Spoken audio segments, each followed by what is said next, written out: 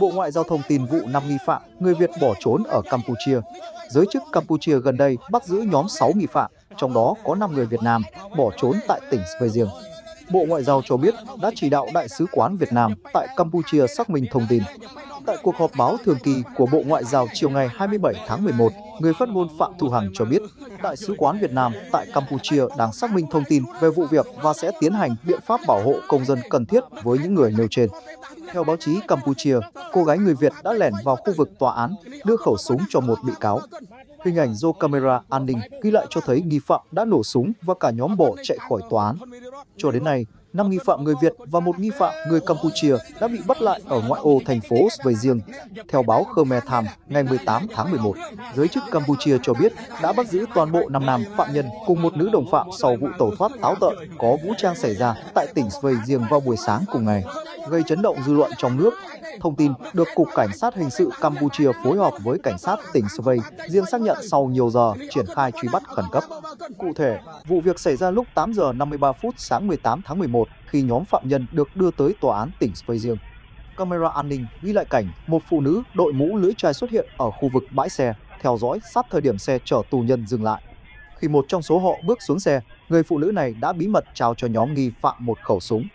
Ngay lập tức, đối tượng rút vũ khí đe dọa cảnh sát, tạo điều kiện cho cả nhóm chạy thoát khỏi cổng tòa án. Cuộc tẩu thoát táo bạo khiến lực lượng chức năng lập tức mở cuộc truy lùng quy mô lớn. Khoảng 2 tiếng sau đó, một trong những kẻ đào tẩu bị bắt giữ sau màn rượt đuổi bằng ô tô, kết thúc khi chiếc xe của người này lao xuống một ao nước.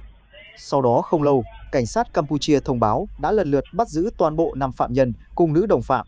Cuộc tẩu thoát táo bạo khiến lực lượng chức năng lập tức mở cuộc truy lùng quy mô lớn. Khoảng 2 giờ sau đó, một trong những kẻ đào tẩu bị bắt giữ sau màn rượt đuổi bằng ô tô, kết thúc khi chiếc xe của hắn lao xuống một ao nước.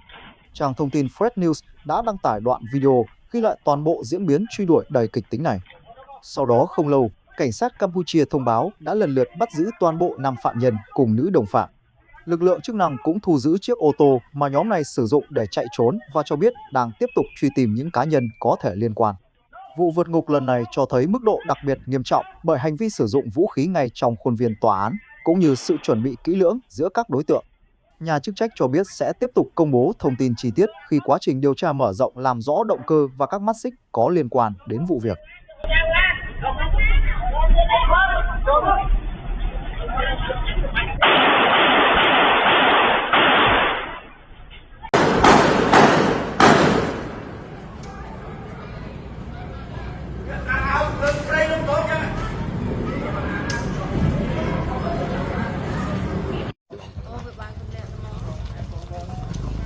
Lời khơi bong bong cầm lăng của con thư ca này,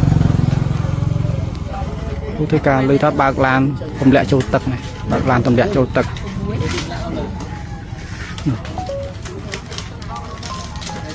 bạc lan cầm lẹ châu tật.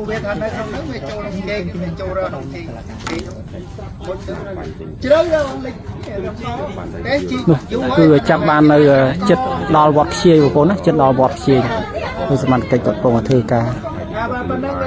Có con thư ca hay là nó bao tầm lẹ châu tật bà lai chơi đúng như này chơi châu rồi biết châu việc ba lan lẹ châu ba rốt mà đang chắc rốt ngay của con dương kiệt ở tới thì nhóm sungពីចម្ងាយnữa. Bánh to đây đây.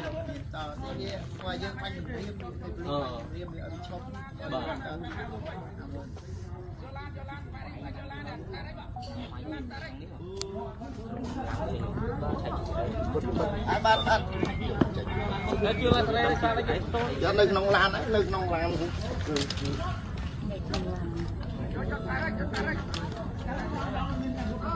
Nông là chạy ra mùi.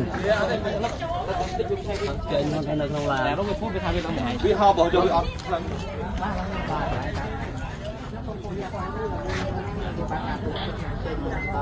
Tôi bây giờ bong bong mặt cái cặp bông tại thưa ca này hơi lưu việc bạc lan tại lẽ châu tật bà lai.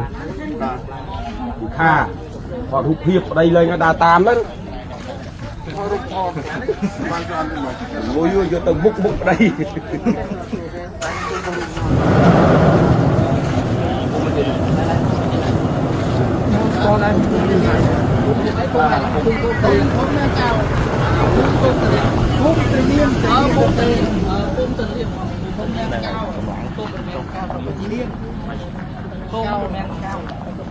Không